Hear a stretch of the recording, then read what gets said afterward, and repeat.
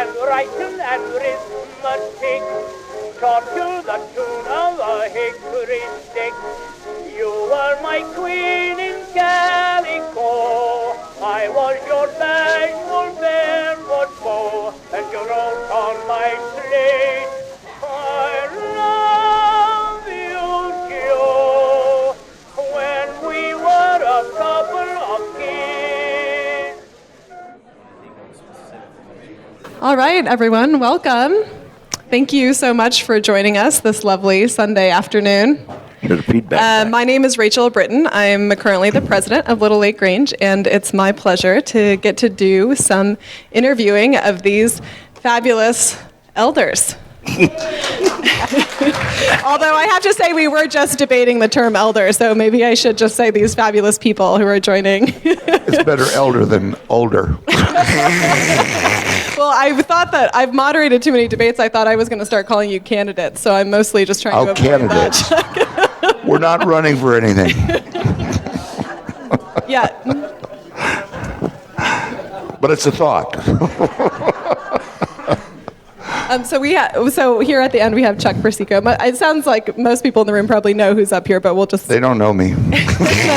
We have Margie Hanley just to his left, and then we have his brother Lee Persico. We separated them on purpose, just like in school.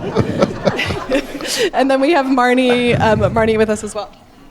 Sylvander, sorry, Marnie. Marnie Sylvander is joining us as well.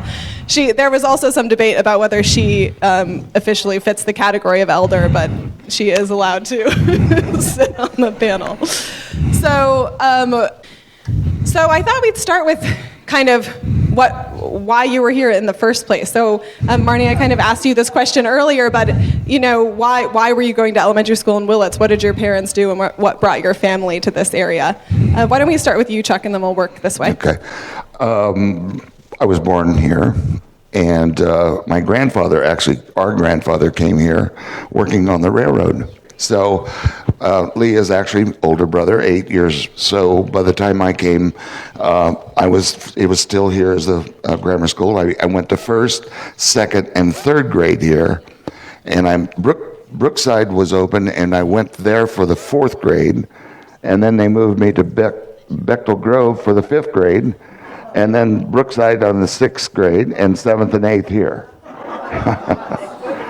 Sound like they were trying to get rid of him. I think they were, because you'd gone ahead and spoiled everything. They said one Persico in here is enough. We'll change it. Our dad actually went to school, but not in this school. He went to school here in Willits as well, because our dad was born here also in Willits. So we've been here a short time. Lee, do you want to add anything to that, since it's all in the family? Well, I can tell you what it was when I started. This was of course in those days we all rode the school bus, and the school bus driver was a lot different than the drivers today, because if you screwed up on the bus, you got put off the bus, and I've had to walk home or walk to school a couple of times, and that didn't work out real good, because then the folks found out about it, and that paid for it again, but kind of like in school. But anyway, the bus would pick us up, and Margie and I debated on. I thought we started class at 8:00, but she thinks it's 9:00, but I'm not sure. But whatever. We all came here. We had the playground out here, and the playground was great. We had seesaws, swings, a backstop over here. We played baseball, and there was a barn up here that when I used to chase the girls, I'd try to get them to head them off up there in the barn, but that didn't work out too good. I did try to chase them around and ran one of them into the girls' bathroom down here and ran in, split my eye open, and that wasn't too good. But anyway, our first grade was over here at the first room. I guess you call it number one. I don't remember now. But anyway, as the bell rang, you'd all be lined up out here, and then we'd come in single file, and you go from first grade, and then you went to second grade, third grade, fourth grade, fifth grade, and sixth grade. And when I was in high school, or grammar school, the seventh and eighth grade was in high school. So we moved down there, and that's a little different, because the upperclassmen were picking on you a little bit, but that's the way it was. But it was a great school, and we had a lot of fun and played marbles and what have you. So anyway. Thanks, Lee. And Margie, what about yourself? How did your family come to Willits, and then maybe a little bit about what years you went to school here? Okay, I was born in Bakersfield, and my father moved to Branscombe when I was 2 years old to go in business with his father and his two brothers in the logging business. And my mom and dad had an old cabin with an outhouse and wooden floors. And my dad came home one day and he said, "Mom, if we needed to move, how fast could you be ready?" And Mom said, "About 20 minutes." So they moved to Willits. And so I think I was about 2, maybe 3 when we moved here. And of course, I spent all of my school days here in Willits. And we played jacks. We didn't play marbles. And you also you attended grammar school here when 7th and 8th grade was at the high school, right? 7th and 8th grade was at high school. And actually, I quit school when I was a junior and got married. But I finished school by correspondence through UC California. And I did get a diploma. Thanks, Margie. And Marnie, you experienced some different years here. So first of all, what brought your family here, and then what years of school did you go to this building? Well, my parents came here in 48. So after the war, it was hard to find a job, but Daddy had a job in San Francisco at the Francis Drake Hotel as a liquor salesman, and he was in business with another man, and so it was wonderful. And then the man that owns the Drake Hotel had an affair with a younger woman, and his wife didn't like that, so he lost the hotel, and then Daddy didn't have a job. So at that time, though, he looked in the newspaper, and there was an advertisement for a mercantile store called Johnson's, who needed a window designer and someone to run the liquor department. Well, hello, Daddy said, "That's got my name on it, let's get going." And so Mom had come from LA, and here they get in the car and go north and north and north until they hit Willits. She thought she'd been dropped off at the edge of the earth. And we lived in vets housing out here, which had no sidewalks, just large boards to walk on. But then I was about 5 years old, so the next year I got enrolled here. That would be 1950, I think, 49, 50. And went to first grade here and through 4th grade. And then Brookside was being built at that time, so I went 5th and 6th at Brookside. And then this became the junior high again. So now I was back. The grade school was down here, and the junior high was up here, so we had some our classes up here, and then high school for 9th through 12th. So those were my years. Great, thanks, Marnie. So let's talk about, we talked about why you're here. Let's talk about how you got to school and how you got here. So I know some people lived in town and some out of town. So how did you get to school in the morning?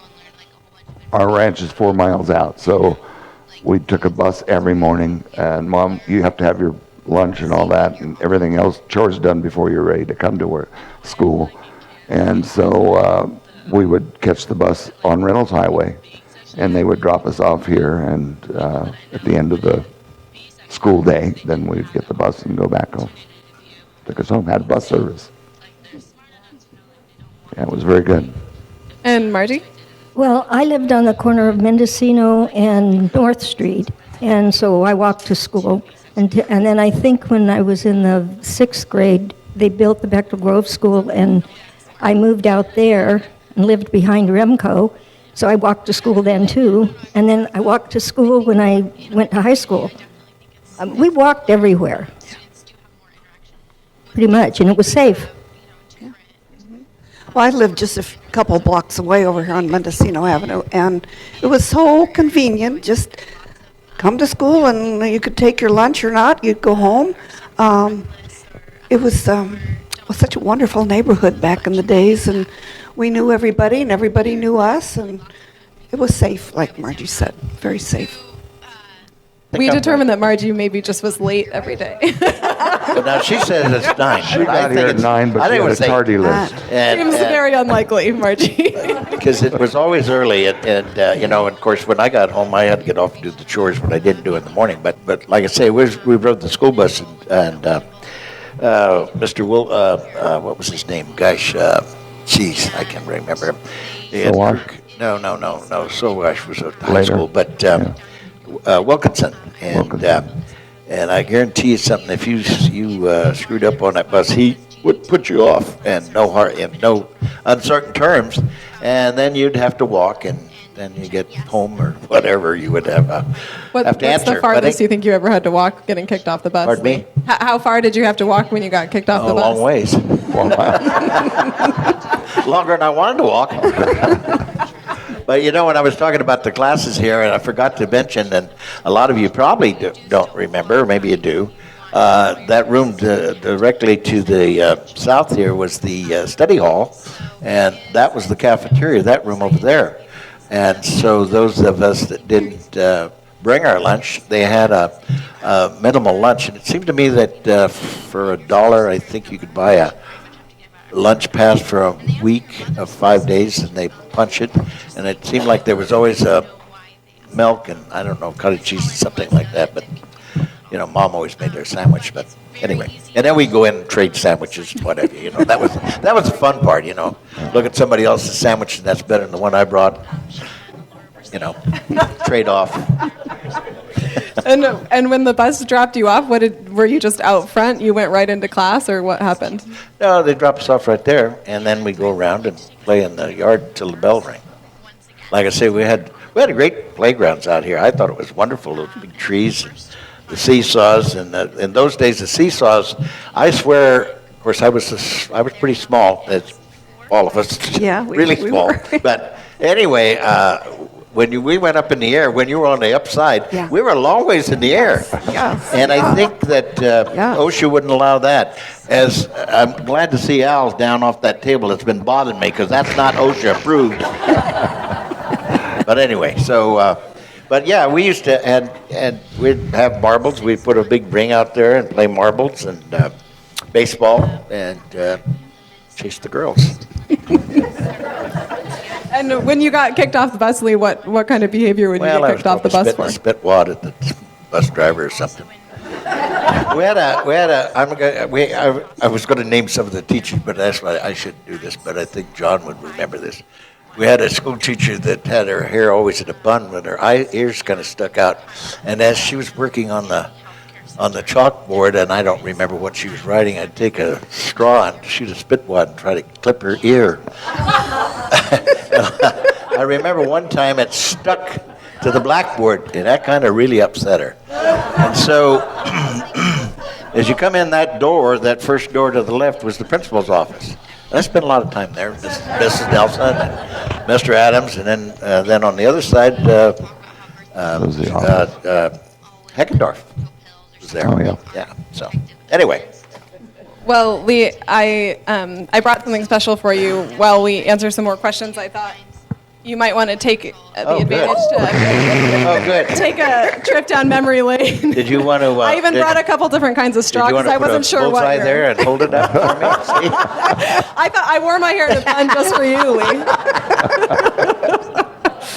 Maybe we could even get a friendly competition going. There you go. Chuck, I think he was Mr. Nice. He didn't. Oh, he didn't. You know, my mother always said, why can't you be like your brother?" I don't know. Chuck, did you ever get kicked off the bus, or was that only Lee? No. Too far to walk.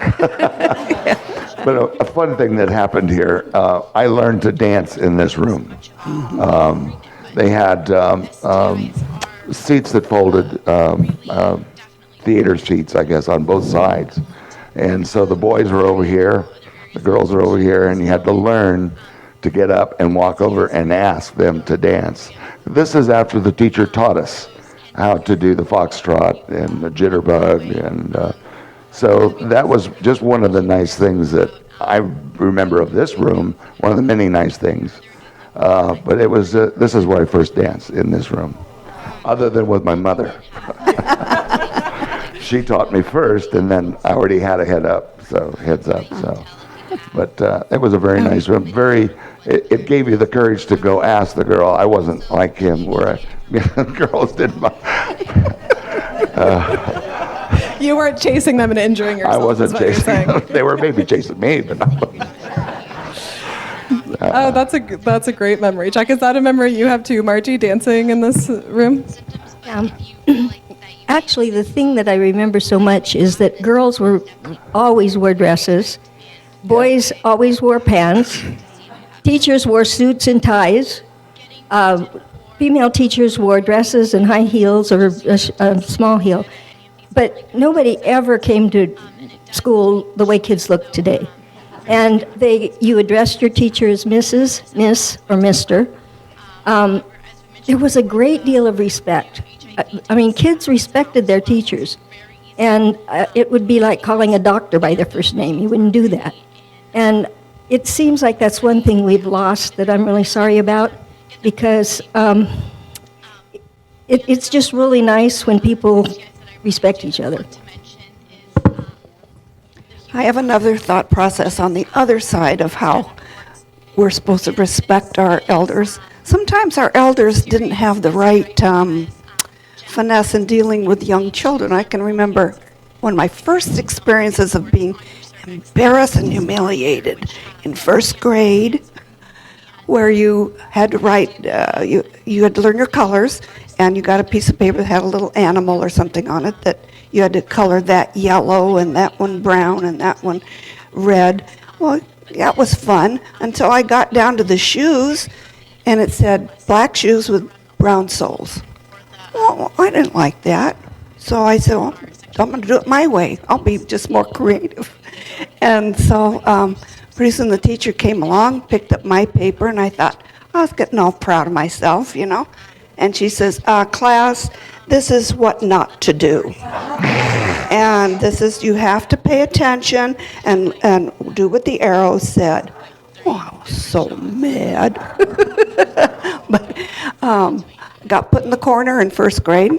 Guess I don't know how to behave well. And that was embarrassing, not only in a corner, but the corner in front of the class by the front door. And so all my friends are looking at me, and then the door opens, and in comes the teacher from next door, and she was like, so shocked that I would be standing in the corner. And, those are two things. Oh, the other thing is, you had to learn to count to 100 in first grade, but everybody started the year off with a little black pencil. And so then as soon as you learned to count to 100, she'd send around the box and you got to pick out your number 2 yellow pencil.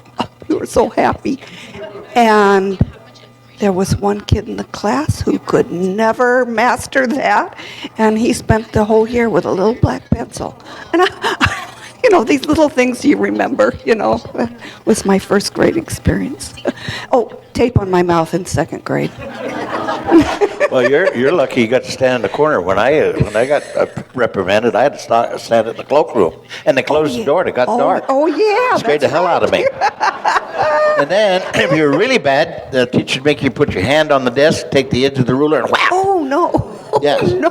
And Mr. Knights had a razor strap down here, and he took geez. care of that, too. So it was a little different. Yeah. You didn't want to really screw up, because they were really serious about teaching you not to screw up. Yeah. Yeah. What about Margie or Chuck? Any memories of what discipline was like or your experience with it? Well, things we got in trouble for were pretty benign in today's world. I mean, you got in trouble for talking too much, which that was my big downfall. Yeah. And, throwing spitballs or sitting in your chair crooked or what's another thing? Sitting still. Chewing gum. Chewing gum was a big yeah, deal. that's If you were right. Oh, chewing yeah. gum, you really got in trouble. So, there was a lot of discipline. There really was. And Passing notes. really, passing notes. But I didn't do that like you did. and You thought of them all. But you got in, you got in trouble if you did something wrong. And, the discipline was a lot worse, and I think it was better. So, yes, I was in the closets too. I don't know why, One other thing, if you got in trouble in school, you went home and you got in double trouble at home. Exactly. Nowadays, if a kid gets in trouble in school, the parents show up and give the teacher help for, getting him in trouble. So parents really did back the teachers in those days. Yeah. I was going to break out, so there was a window in the coat closet. I said, I'm going to get out of here. And after I rethought it in a while in there, I decided, once I'm out, what am I going to do? So I didn't go out. Another fun fact here is George Dudley. I don't know how many of you know him. He's been around here he and I went to school together for many, many years. We actually painted the mural that was on this stage. And George was a very, very good artist, and I was only an assistant.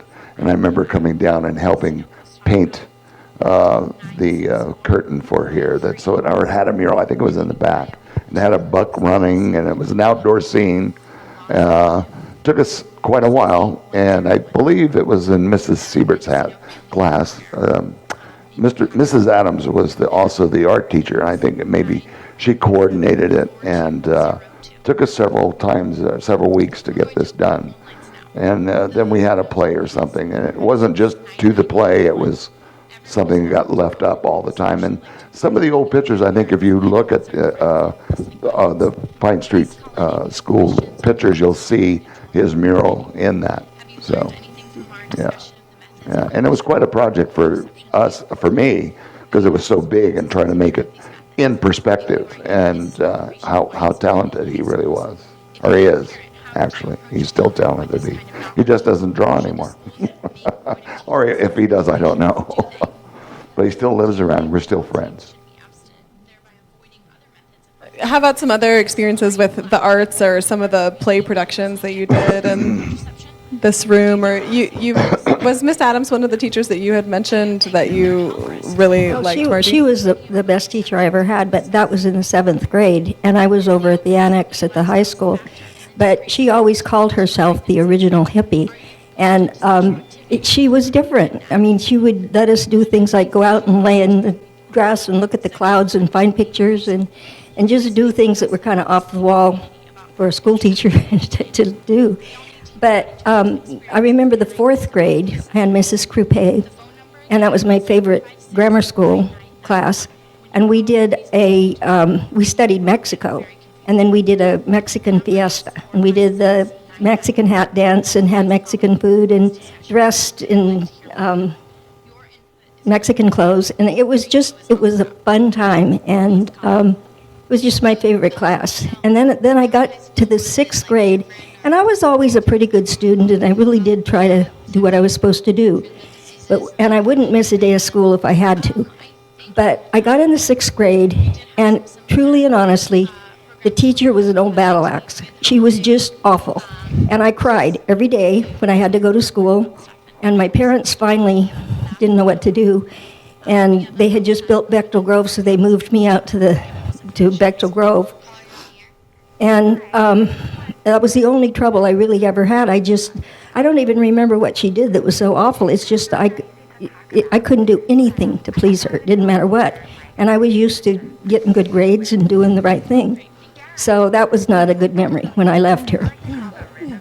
And you could move to a different school, but Bechtel at that time was new. Was it a new opportunity to be able to go to a different place for 6th grade? Actually, it was brand new. Yeah, I think if they hadn't built it, I'd still be here with. I even forgot what her name was, but. Talking about the teachers, how they dressed and how we addressed them. It was always Mr. and Mrs. or Miss, as Margie said. But in looking back, you never saw a teacher in a bar. You never saw him drinking. You never saw him doing anything out of the ordinary. And I always thought that they just went home to a shell and then they emerged in the morning, because you never saw them out, never saw them partying. So, or at least they didn't party where my folks partied and we went to. So, but it was very, very unique in thinking back. not today. You see the teachers out partying and what have you. They're real people, but in those days, they weren't real people. And I think that probably is what half scared us, because we didn't know really if they were human. Not true. Just throwing that out. Marnie, what about you? Any memorable teachers or projects? At third grade, I had Mrs. May, and her husband owned the Gun store. I would say rifle store. Yeah. Gun store. But she was And bicycle shop. Yeah, and she was an artist, and I have a painting of hers in my house now. But for little projects in class, she brought ceramics. So also we roll out some clay, take a nice leaf we brought from home or on the way to school, and press it in, and then shape it up, and then roll a snake, and then twist it, make a little handle, and shape it up, and then she would take it and fire it, and then she'd bring them back, and we'd paint them, and it was a little dish you could give to your mom, you know. So she was a favorite of mine. But yeah, I always think of the girls' bathroom, which was down here. So did Lee. That's what he spent most of his time thinking about. You want me to tell you where it was? It's right underneath the stage here. Yeah. If you go down this hall, it's right there. Yeah. The boys was over here. Oh, I was wondering. I didn't know where the boys were. Not everybody knows that. So let's start with where is the girls' bathroom that you're talking about? Where they? Oh, great. Yeah, well, the folks up here remember. Maybe I should pass them around. Some of you remember, too. If you guys want to have a look at these are It's the where the floor plans. storage area is now, just around So the it's corner, storage where there's down- little down stairs below. that go down to this door that's not there. And I remember those little stairs because I was little. They were big. And I learned to jump from the top stair, finally. I remember that day. You know? But anyway, the girls' bathroom, you walked in, go down the stairs, walk in, and there was a privacy wall. And you could go to either side, and there was the bank of toilets up on the top and the wash basins. But, you know, girls, we would practice our handstands against the privacy wall. And who could get their hands furthest away made the big, stand. It was a challenge, but you couldn't do that outside because everybody had dresses. So that's a fun little memory. So, Lee, you touched on it earlier. Stage. I can't. Oh, can you see it on there? I can't even see it without my glasses. Some sharing. Well, there we go. Now you see you really are an elder. Oh, there it is. Yep. Okay. So it's basically under the stage, right? Right, pretty Yeah. close. And so, Lee, you touched on it already, but what's your story about that bathroom? The girls or the boys? The girls, well, at least on your way to the bathroom is what I meant. Well, I didn't have a problem over here. The only problem I had here was chasing the girls, and I forget to duck, hit my head, and I split my eye So open. you forgot to duck to go in the door? Yeah, well, because they slammed the door behind me. Wait, so what happened when you hit your head? You just had to go... I just ran my head into the door, and then they had to put... They didn't do stitches in those days, and they didn't do glue. I remember Dr. Babcock put a clamp in my eye, so I had a metal clamp up here. So, I thought so when you if I had got... two, I could have horns. So when you got hurt, like who found you? Was there a school nurse that would take care The of those nurse, things? and then a principal, and then my mother.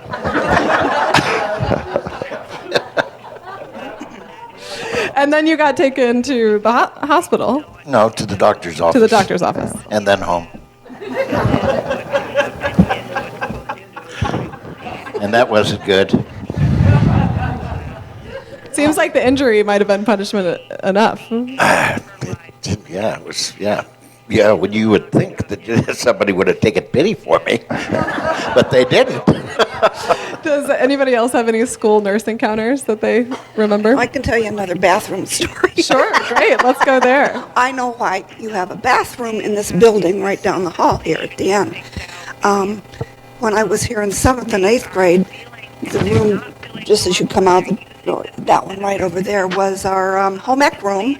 And we had a nice big kitchen, and it was wonderful. So all that plumbing was there already. So you could hook into when this was made into the Grange. And I thought, oh, that was part of our kitchen, you know. And what are some of the things you would do in that home ec class?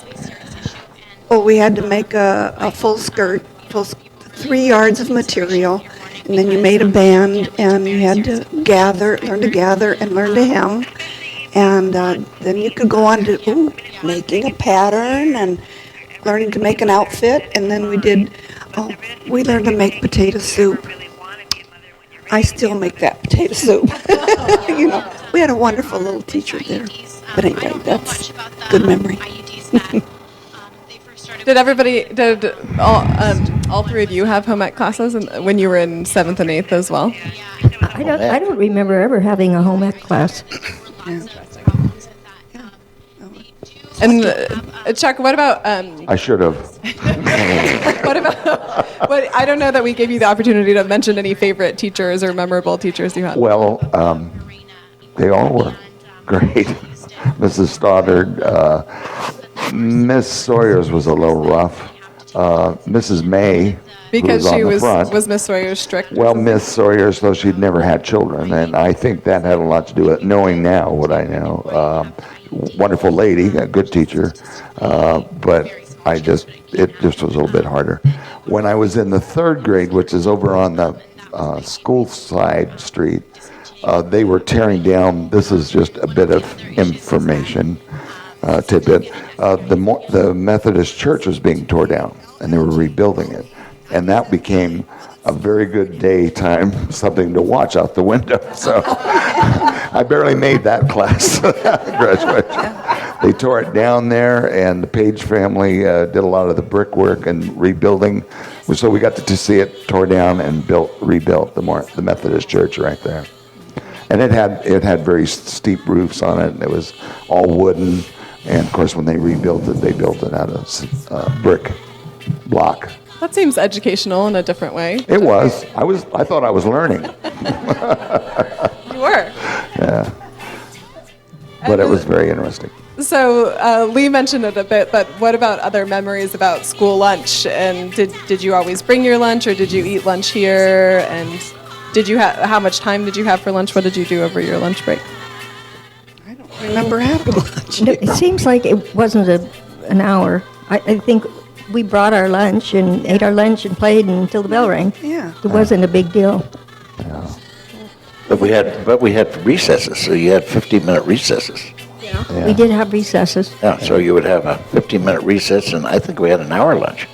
Yeah. And Well, I won't argue because I don't remember. Well, that's just the way I remember it. I think we had an hour lunch because you could eat and then go out and play. Mm-hmm. And we'd usually play baseball, when the weather was good. Other than that, you're playing marbles or something, or run the teeter-totters that I remember were over here undercover, actually. I think they just tore that building down not too awful long ago. The building was left there until they put the silos in there recently. But so you could play in the wintertime underneath, teeter-totter underneath. They also had monkey bars, and I always had blisters all across my hands. I mean, then they would get infected. I mean, it was horrible. And I was really little. My nickname was Shrimp in school, and I was way up. So if I fell off, it was a long ways down. But I would do everything I could to be able to get clear across them, and then I had blisters all the time.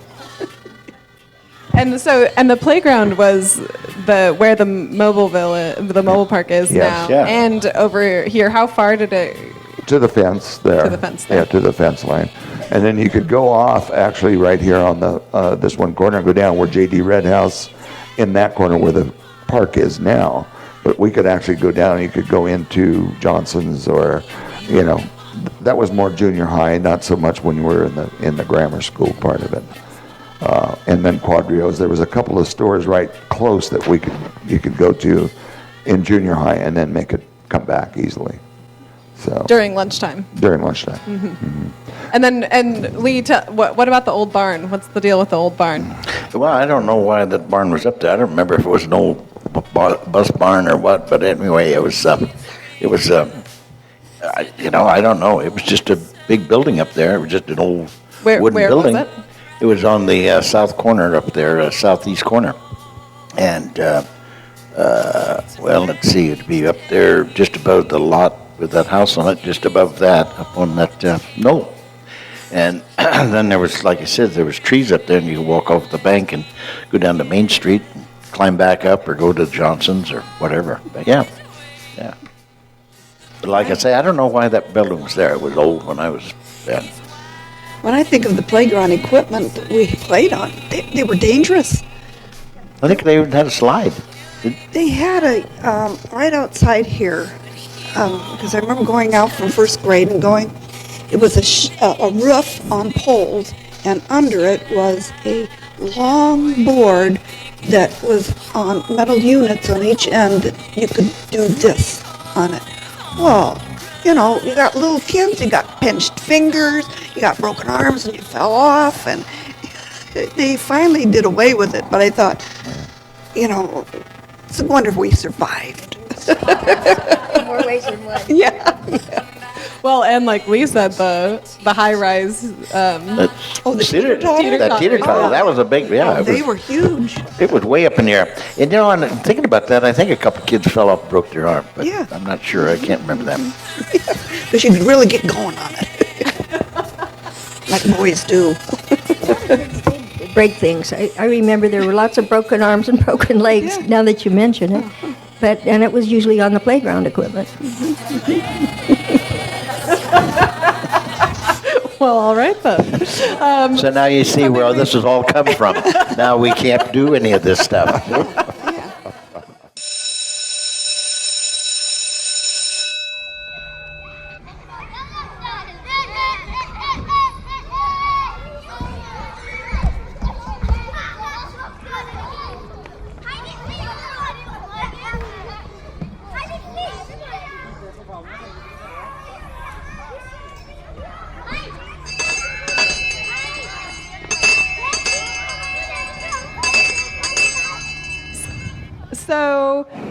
So what about So what about after school? What did you do after school? You, Chuck and Lee, you both rode the bus. What did that mean? Did you have a few minutes before you had to get on the bus? You or? stood in line out here, and when your bus came, you got on and went home, and you didn't want to miss it because the folks would have to come in because they're busy doing their life and the ranch and stuff, and Dad worked, and Mom being at the ranch is a full-time job. There's milk, there's dogs, there's cats, there's things to be fed all the time, and including us. And so we would be, you just get out there in line and wait for your bus and then go. So we could play around a little bit out there, but you're right there next to the street, so you couldn't do too much. And the parking lot was pretty much teachers' cars. So there wasn't anything vacant along there. And you got the bus and went home. When I got home, there's George. Lee has the same. I took over his. And Not all of them. most of them. Are you saying you did more than him, Lee? Let's just stay at the school thing here. So why don't both of you tell us about some of the chores that you did at home after school? Oh, you're going to point to I had chickens to feed. I had dogs to feed. I had a cow to milk. And we had to feed. We used to feed twice a day. Dad would feed once or twice a day. I can't remember for sure. I think we did it in the morning and at night. So the cattle are out in the field. So you'd back the trailer with it in a Jeep into the barn, load the bales on that he wanted to feed, and then we go out and feed it. And so by then, you were into the dark sometimes in the wintertime. But it was something to do all the time. There was a job to do. So you had responsibilities, which today there is, but there's not always the opportunity to have a ranch, have a place. The folks bought the place in 1941. I was born in 44. So things were already pretty much in line. But when they first got there, they had cattle. They had 14 head of milk cows that they did by hand. Well, that didn't last too long. My Uncle Pete used to have to come out and help milk because that's a big job. One person can't do that. And then dairies, it just became non-profitable. And so we went into, my dad had sheep. We had sheep. We used to have to tag and work every year and mark, and cows and calves also. And then my dad also raised horses. Our dad raises horses, and we trick rode. So we had a side job, an entertainment job, which I loved, and I'm sure you did too, was learning how to trick ride, because our dad was a trick rider. So he taught us how to trick ride, and we used to go to rodeos and stuff. So that was a fun time. Yeah. Great. And I tell everybody that, I was written up in Ripley's Believe It or Not. And you know what Ripley was famous for was writing about freaks and oddities. So now you know. But like Chuck said, when we got off the school bus in the summertime, we did our hay by hand, and so the hay was cut and raked, and I'd have to go down and shock it and put it in big stacks of one or two big stacks, several stacks. But anyway, so you could come along and pick it up with a buck rake. But we also, to make ends meet, we raised turkeys for Thanksgiving. We raised pigs for whatever.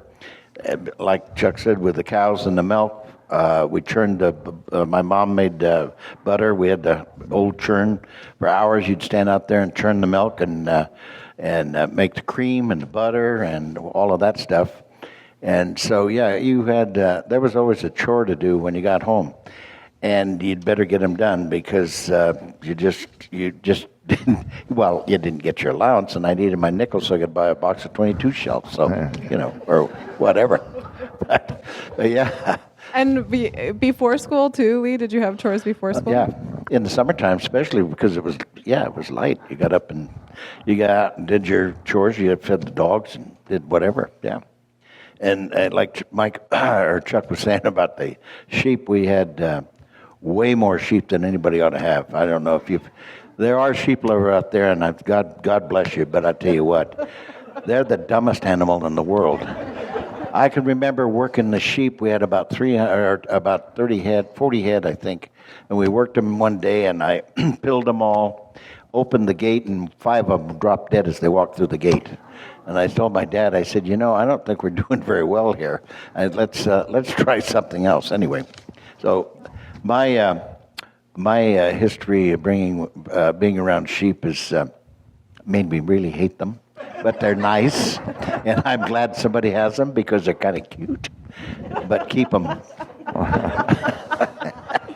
I don't even like the mutton.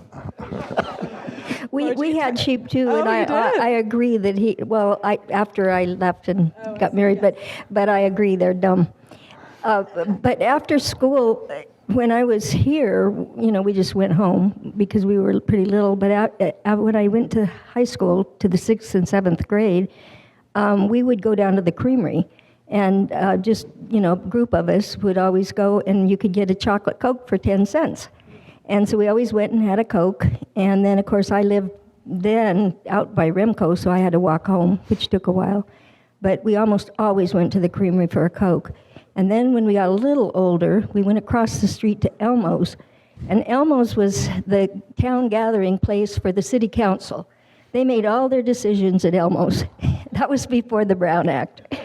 And they would just get together and almost every day and decide what they were going to do and how they were going to do it, and they did it.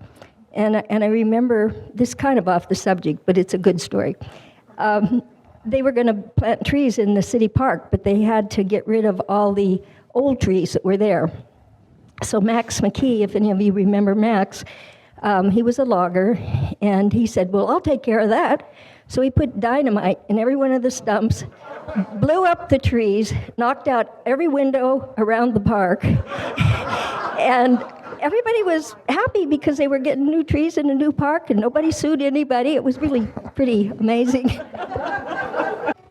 I went home to my mom, who had made fresh cookies, and we played jacks or did a puzzle or did reading.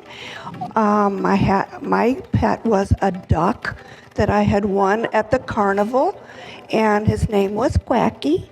And I think it was my dad that got tired of cleaning up after it, and so they took it out to a ranch out here so he could have a new home. but they forgot to tell me. I was like, oh. Well, anyway, I have good memories of little Quacky. I think Quacky ended up at the pond at our place. Oh, there you go. Oh, good. Yeah, Good. Had a happy home. Nothing like these guys. They had chores and work to do. Well, speaking of pets, Lee, what did you have pets, or what were any of the pets you had growing Oh up? yeah, I had lots of pets. I used to have a pet deer. Well, I had several pet deer I raised, which is illegal today. I had a pet fox that used to ride around in the back of my Model A and behind my seat. And of course, I always had dogs. And my pet fox actually, she would. We'd bring her in the house and she'd play with a ball, and you'd throw this little rubber ball, she'd grab it and play with it, and then get in underneath we had those coffee tables that are, I call them the mission table, and she couldn't get the ball from her until she got in the center of that, and then she put it out and hit it with her nose, and then you'd throw it and she'd go get it. But yeah, we were fortunate because we had lots of pets. And another one that we had a cage that I had a bunch of little chipmunks that I'd caught, and some of these chipmunks you could kind of tame them. Some of them you couldn't; they'd bite your hand and whatever.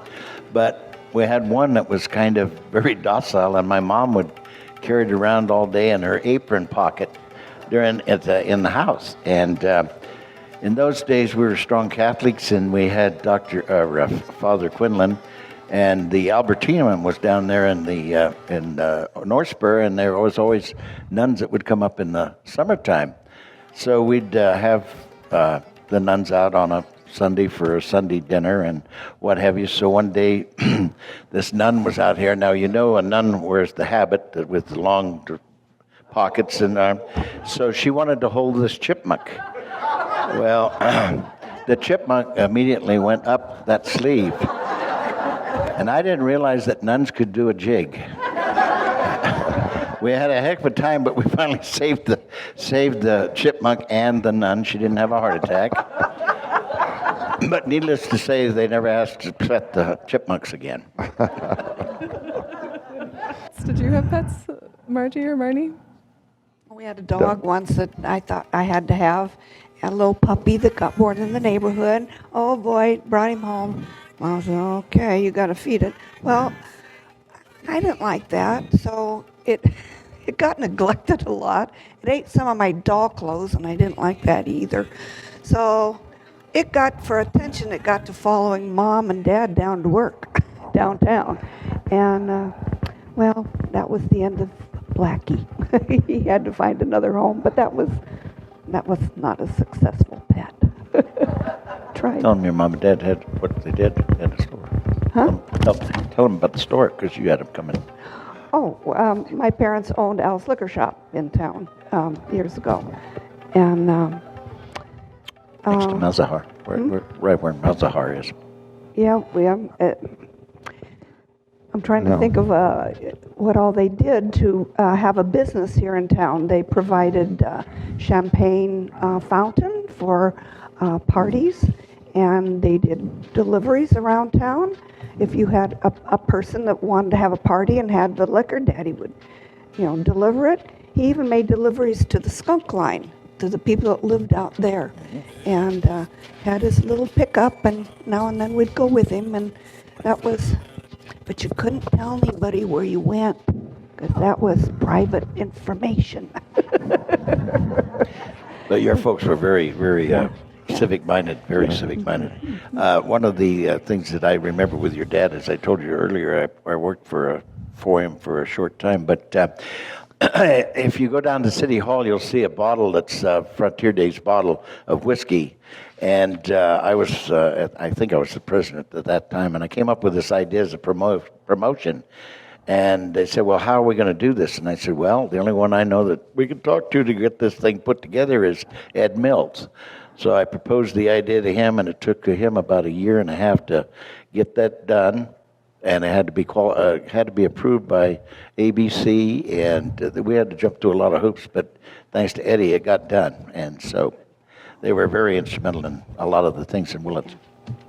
didn't your dad belong to the fire department too? Yeah, I think. Maybe not. Okay. No, I don't I didn't think know. so. But back when I was growing up, they had the fire department auxiliary, and all the women would get together and make a float for the parade, and it was really kind of the social. I know that every year they would get a doll, and all the ladies would get together and make outfits for Oh, right. all kinds, and then we'd put it in the bakery window, and there sat this doll with all of her clothes, and all us little girls were so hopeful. One year I won it. Oh my God. Thought I'd died and gone to heaven. I played with that doll and all of her doll clothes. And I kept them, and I would wash and iron them and keep them in our little trunk. And then finally I said to somebody, what am I going to do with this doll? My kids don't want them. My granddaughter wouldn't play with it all, didn't want one. So I asked somebody, and one of the girls here in town who worked for the fire department says, we have a display case. So my little dolly went into a display case with all her well-worn outfits. Yeah, so she has a home now. Wow, neat story. They did a lot of work. I wonder if they still got Neat it. story. I don't know. So, what about some other social activities that maybe not after school, but if you were going to go out and be social, doesn't have to be in elementary school, obviously, in later years. What did you do? What was there to do, or what did you like to do with your friends? Upstairs, actually it's where the art center is now, and so every Friday night, right? Everybody got together and would dance and what else? The parents also had a group called Friday Nighters, and they were folk dancers. And so when we were a little bit smaller, before we were teenagers, we always had to go because we never got left with a babysitter. And so we would sit there and watch them dance. That used to be a big deal. Yeah. But there wasn't a lot to do. Well, the theater. The theater. I mean, we went to every movie back in the days when they had really good movies like Esther Williams and all the musicals and Debbie Reynolds and all the fun ones. There were no blood and guts. There was nothing like there is today. No Terminator movies, nothing like that. And so the movie place was a big deal for us to Cost spend. a quarter Yeah, to get in. yeah. And there was a girl that sat out front in I want to say a cage, but a little thing. Yeah. booth. And it was a big deal for high school girls to win that coveted spot to take, to serve the clients. It sounds like maybe you were paying more for movies. What do you remember them costing, Lee and Margie? Was it a quarter? I thought I remembered you I thought saying it was something a else. nickel for me, but I'm older. He's old. He's really old. He's 4 years older than me. I don't really remember what it cost. I just remember the Cokes costing 10 cents at the creamery. Lee, you had a Thinking story about these go ahead. things, what we did after school, I think about as we were older, we didn't have there wasn't any swimming pool, and the only tennis court was behind the high school, and it was a cement court. But if you wanted to go swimming, you either went up to the Eel River, you went to Big Tree up north of town, or out to what they call the Ice Hole, which is out here on the back of, actually by the Smith Ranch down by Exley Lane, right? And but what's also amazing, we were talking about this, is that in today's age, thinking back. When I went to high school, all of us rancher kids, we had a pickup with a gun rack with a gun in it parked in front of the high school. I bet you can't do that today. Everybody had a gun rack in the back of their pickup. I mean, even actually when my kids were in school, and that's been a while, but you wouldn't do that again. The fox that Lee was talking about was Fluffy, and she was the most kindest, loving animal you could ever have. So they had a contest for an exotic animal contest, and whoever could have the most exotic animal. I figured I got this one down. And Fluffy, you could put a little harness on her, and she'd just go wherever you wanted to go. She was really good. You wouldn't have to worry about her biting anybody or being mean. She loved to lick and love people. And so we took her to town. I got Mom to take me to town, and it was in the park. And everybody had their different dogs, different animals, and all this. I got beat out by a mink. A friend of mine was raising minks in their house, and they beat me out, so I got second. Because I figured Fluffy I had, she was it. How many have a fox on it, you know? And you never paid me the rent you were going to pay me for using my fox. I owe him.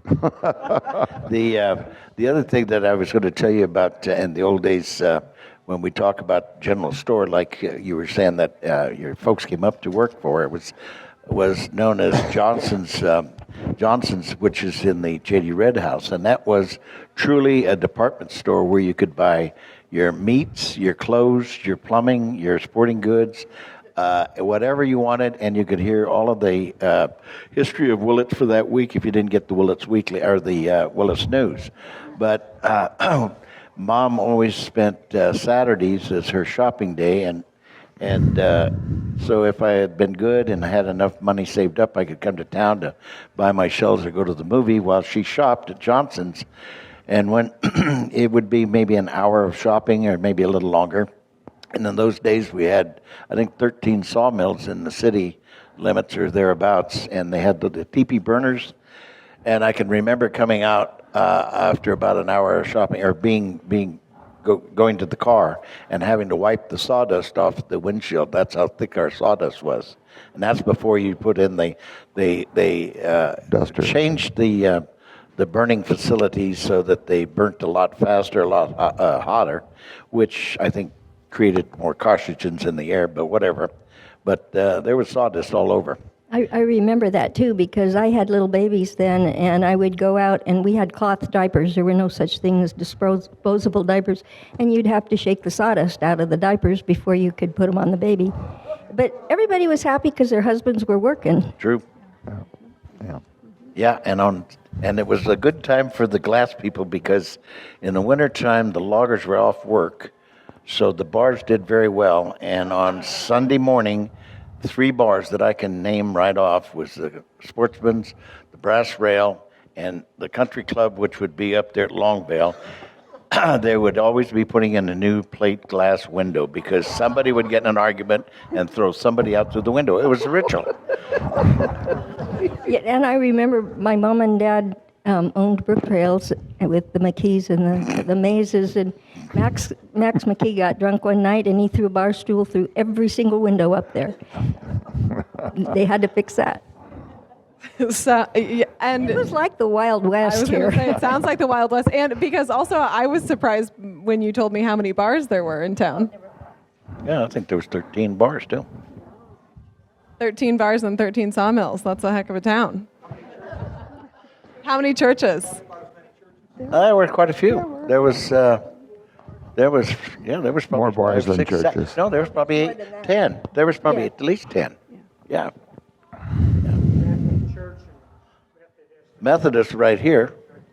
And the Baptist. So Baptist Baptist Church on over the here on North Wood. Street over Pretty here. much all the churches that are still here were there then, and maybe a couple new ones. Yeah. Well, maybe that's a good sign that there's fewer bars and the same number of churches. What about, so while we're talking about social life, what about first girlfriend or boyfriend memories?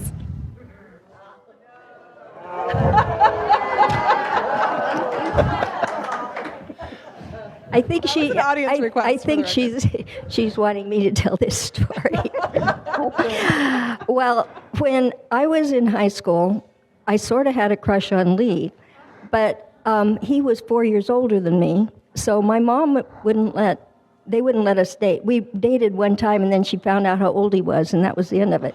And, but I don't remember Lee being such a wild guy. He was really kind of, I always thought he was Mr. Goody Two-Shoes, really. I told you did. your mother scared me. Anyway, we had one date, but he was way too old for me. Well, like I told you, I had a fetish for girls. But really, I probably had Joan Elliott, Annette Deggy, Claire Huffman. She was my first probably true love, and that was all the way through school. But, What would you do when you went on dates? What did you? oh, you just hold hands. Would you go to movies or would you just go about the town? Yeah, but see, I never told my mother that I was meeting her at the movie. See, so you met in the dark in the movie. Chuck, did I interrupt you? Were you going to say something? Yeah, well, didn't have to answer a lot of My questions. first that way. girlfriend was first grade, Shannon Castile. She was right there on the corner, got on the bus. Of course, that was first grade, and that was the one. That's the one. I like Memory. her brother, Gary. Her brother, Gary. Yeah. Castile. Castile's owned a mill here and wound up with a mill in Ukiah. And she moved away. I'm not sure, 4th, 5th grade, she moved to Ukiah. They moved to Ukiah and they built down there. But first grade, 7 years old, we weren't getting engaged or anything right off, Actually, her brother was in our school, Harold. Yeah. Yeah, I went to school with Harold. Lee, a story that I forgot to ask you about is let's direct this to everybody. Were you involved in sports, and what sports did you play, and what was that experience like for you? Here on these grounds, when we played baseball, Garth Orvis was strong enough he could hit a home run, but it went through those windows right there. Because it was this way. They had the backstop was down there, so you batted this way. And a lot of times Garth could put one through the window, and I know that was probably... Where was the backstop? Right down here by the trees. I remember the backstop being over there. One over here. It was over there. That was where we... It was over there. Over there, too. Yeah. Yeah. Could be. Younger, maybe. But see, But he he remembers played what I down do. here. Maybe we were probably just playing moved out. it. Maybe we were playing out in the middle. I don't know. But Garth could put it through there. That was the band room. That was first grade, and then band room when we came back. So you could hear the band playing over here. You were in the band, yeah.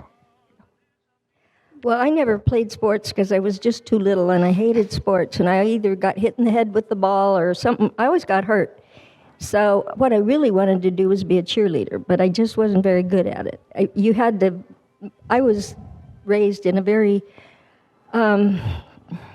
uptight family, and I just couldn't wiggle that way. So I just never got. I never was able to be cheerleader, but he got to be the cheerleader. That was. Well, yeah. You were. Yeah. That's because I got hurt playing football, but I wanted to go with I wanted to be on the team, so I got to be cheerleader, so I could ride on the Reuters bus with the girls and not with the stinky athletes. So we had a good time. It was always a lot of fun. Well, I kind of wanted to plan it that way. But do you remember the other two girls that I was cheerleader with? Charlene Wise and Sydney Bertain. Charlene ended up, I think, going on, and she had a bit part in one of the movies, I think, Towering Inferno or something like that. Yeah. Her dad was a PG&E manager. So And Bertain's had the Bertain's laundry down there on the corner. And when you would go to be a cheerleader, so you would be on like the Reuters bus. On the Reuters bus, but then what was the actual cheerleading like? Did you have to learn a bunch of chants and stuff, or Yeah. We did whatever we wanted to do, I think. did you use pom-poms? It wasn't regimented like it is today. What was your outfit like?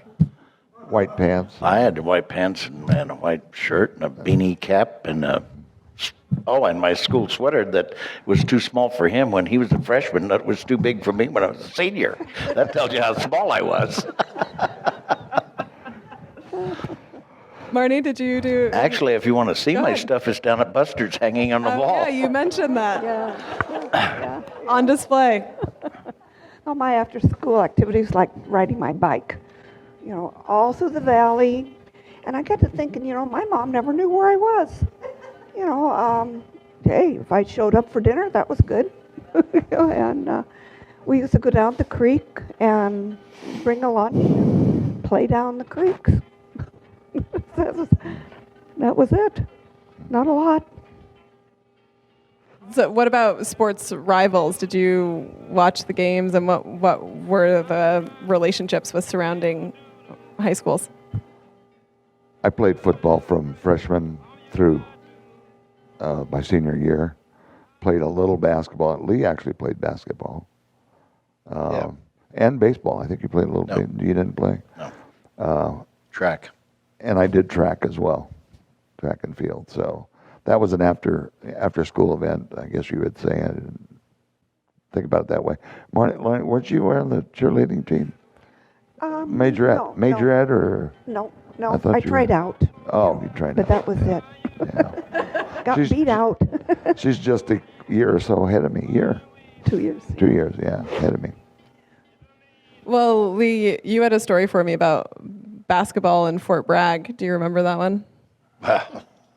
John probably remembers this too. Remember when we got over there, we had a play in Mendocino one night and Fort Bragg the other night. We got in a pissing match with the team after the game and ended up in jail. They had the whole school bus there, and the coach wouldn't let us off the bus because we were basically under arrest, but he had the bus. Yeah. Yeah. That's right. That and football. And that stopped the overnight games, too. I don't think they ever did that again. But it was funny because, and John will remember, you probably remember this too, is if we played Ukiah, Fort Bragg was basically our allies because we were always against Ukiah. If we played Fort Bragg, Ukiah was our allies because we were against Fort Bragg.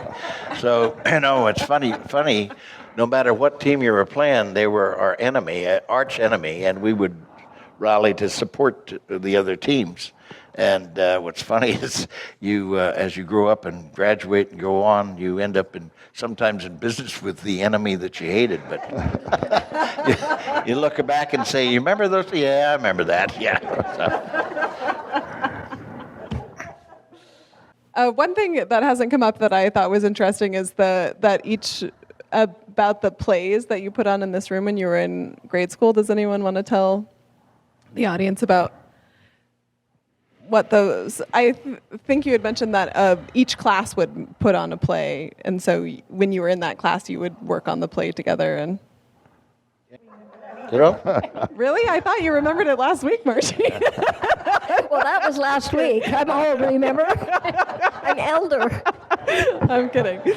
So only Lee, you were the I remember dramatist. because that was our thing that we did. We kind of put on a play or whatever, a sketch, and we'd get our folks would come in and kind of show off to our folks that we were really doing something in school. But I remember being here. This is the first stage I was ever on. I loved it. I never wanted to get off of it. Actually, that's why we brought you back. Actually, we also had our class elections in here. We'd have the assembly would be in here, and we'd have a class elections. Yeah, it was nice. Talent shows. Talent shows, yeah. And those days we had, well, of course, no, that was later. They had the boys' nights in Laytonville and Fort Bragg and Ukiah. We always had boxing and wrestling. Do you remember that, John? We had it. I think they used to set up the ring down at the high school. At the high school at the gymnasium. High school, they had boxing. And I don't remember if it was when we were in high school, but yeah. So they would set up the ring and just people would gather and we'd have like regular boxing matches and wrestling matches. But it was as individuals, not schools competing. Yeah, it was competing against schools. Oh, I see. Got it. Yeah. Wow, there was boxing at school. Tell us Going your tale. back to some of the things that I was telling Rachel and Margie about, one of the things we did back in the day at Halloween, that we always used to cruise Main Street with a big procession, and somebody had killed a bunch of dogs and threw them up above our place. So all of the ranch boys decided that we'd get a bunch of caskets. So we made caskets, painted them black, and I think Bob Munson had a flatbed truck, and we had them all lined up, and we cruised Main Street on Halloween night after we'd put a outhouse on top of the Noyo Theater or a marquee, and And actually, we took a wagon apart and put it up there one time. But anyway, and we made it through town several times. And I think there was only 1 or 2 cops in those days, and we made it progression. And the police station was where the firehouse is now, and the front door was the side door that faced the park, and we kind of cruised down there and unloaded all of those caskets and set them in front of the steps there at the police station, and then knocked on the door, and all took off. And Leo McGinley, God rest his soul, come out, and I guess he thought he was under siege because he was shooting his pistol at cars and hit the back of Gene Gruen's car, or was it Gene? Maybe it was Gene. It was Gene Winsby, wasn't it? I think it was his car. Anyway, shot his car. We had 2 bullet holes in it. Thank God nobody got hurt because he was shooting at the houses down there. But yeah, we never did that again either. Go ahead, John. Tell about that. I forgot. Yeah, well, I thought that first that the police department had something to do with the dog killing. Yeah, that's what we thought. And then, like we said, they were quite upset about that when we put the dogs in their front of their place, and Leo, when he did the shooting, hit that. And that he was saying that car was transporting drugs from somewhere, and the guy lived in North Spur, and he could barely get from here to there. Oh, it was. Yeah. That was back in the good old days. I don't think he was police chief. I think it was one day. He was lieutenant? No, he wasn't the chief, was he? No, never was. No, he was lieutenant. No. Yeah. Oh, and we used to go to the park pavilion.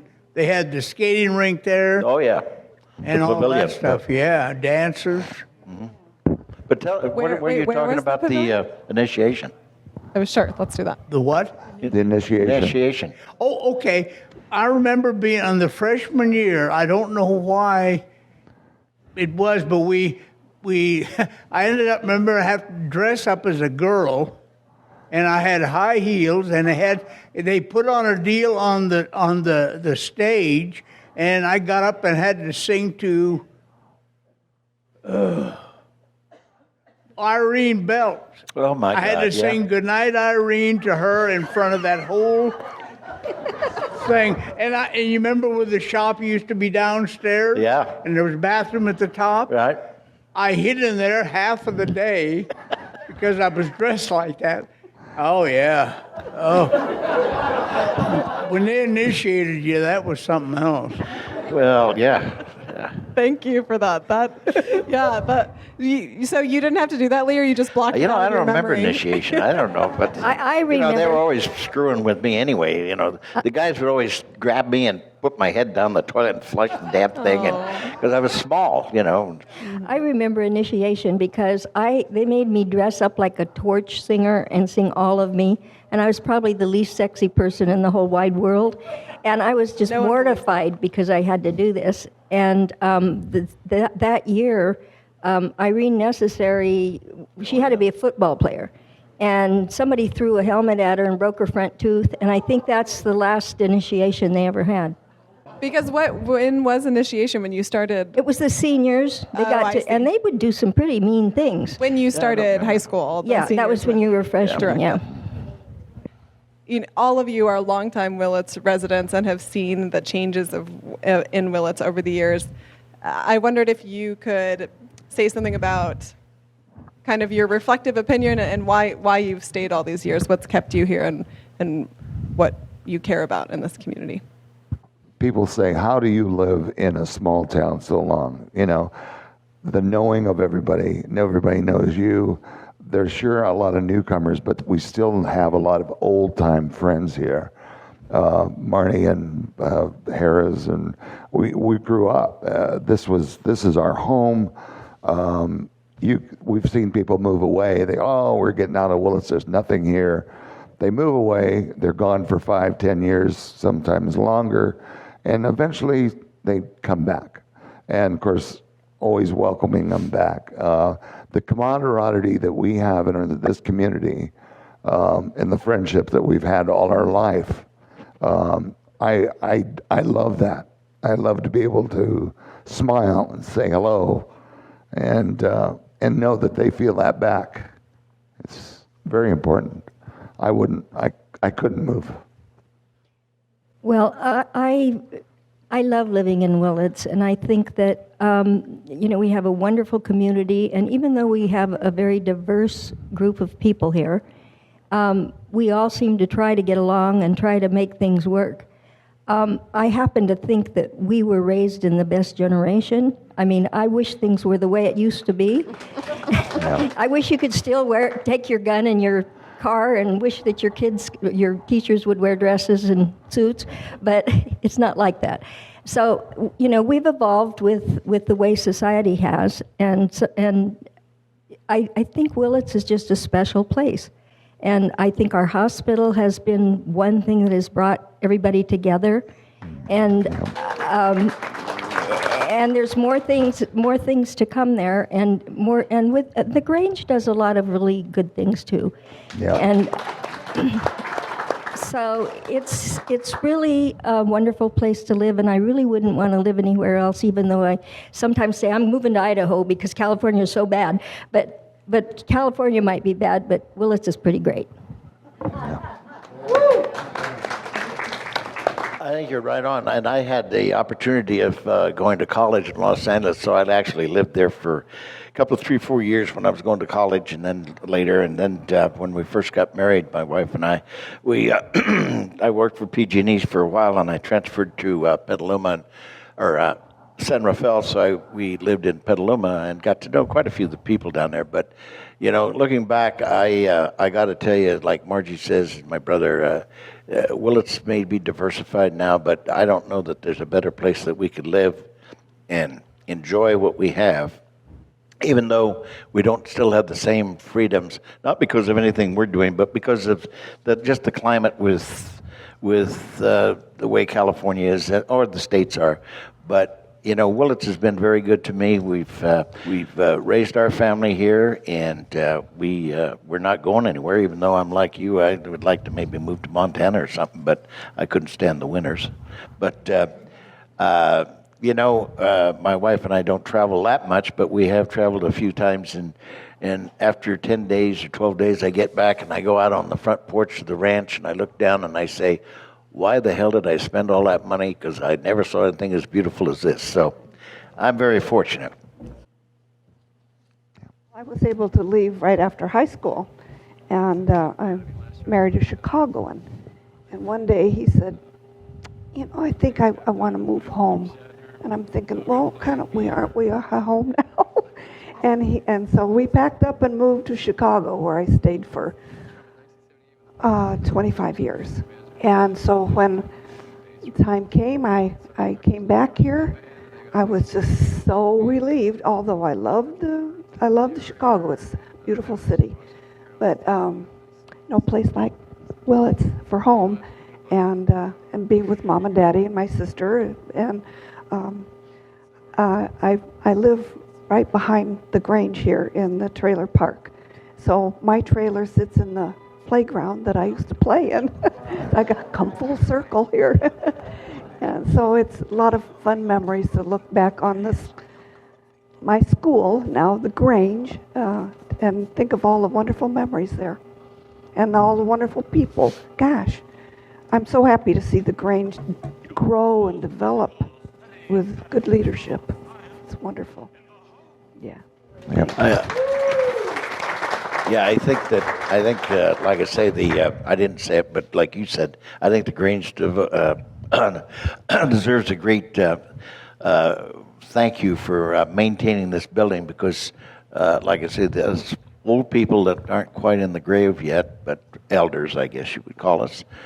We really, I get a kick out of driving by here and seeing it still being used, and it brings back a lot of memories. So I hope it's here for another 100 years, even though I won't be here for 100 years. But anyway, thank you, Grange, for what you guys do.